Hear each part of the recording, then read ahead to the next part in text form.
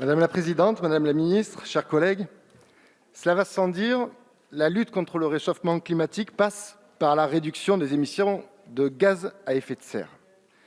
Si ce projet de loi comporte certaines mesures qui vont dans le bon sens, comme un meilleur étiquetage des produits ou des avancées sur la protection des sols, en matière de réduction de CO2, vous ratez complètement le coche. Pire, vous poursuivez la politique énergétique absurde conduite par la gauche lors du précédent quinquennat. Dans ce projet de loi, qui aurait pu être l'occasion d'un véritable plan ambitieux, on ne trouve rien ou presque rien pour favoriser le localisme, alors que la moitié des émissions de gaz à effet de serre sont liées à nos importations. Rien ou presque rien pour dépolluer les transports, rien ou presque rien pour lutter contre les passoires thermiques, alors que les transports et le bâtiment sont les secteurs les plus polluants. À la place, vous cumulez des mesures liberticides et bureaucratiques à l'impact carbone dérisoire, bref, un condensé d'écologie punitive. Et pendant que nous débattons d'une loi qui rate sa cible, l'argent du contribuable continue à subventionner le démantèlement du principal atout de la France dans la lutte contre le réchauffement climatique.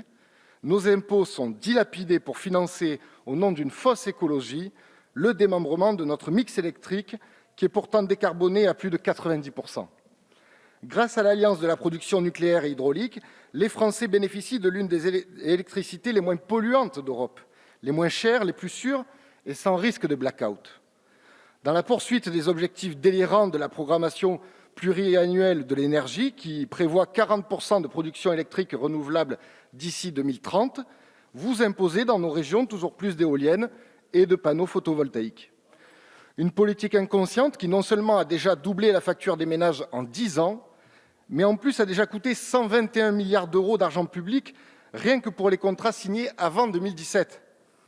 Nous pensons qu'il ne faut pas démanteler EDF ni privatiser les barrages hydroélectriques. Nous pensons qu'il faut concentrer l'argent public dans la rénovation du nucléaire existant et le développement de sa nouvelle génération. Nous pensons qu'il faut investir dans la recherche sur le traitement des déchets et les énergies du futur comme l'hydrogène. Nous pensons qu'il faut dépolluer les transports et le bâtiment, favoriser le localisme et surtout arrêter d'emmerder les Français. Le vendredi 8 janvier, RTE incitait les Français à réduire leur consommation d'électricité à cause du froid par crainte de blackout, un avant-goût bien modeste de ce qu'attendent les Français si nous laissons ce gouvernement ou la gauche continuer leur politique. L'écologie est l'affaire de tous, mais elle est prise en otage par une poignée d'idéologues. Nous devons renouer au plus vite avec une écologie de bon sens, pragmatique.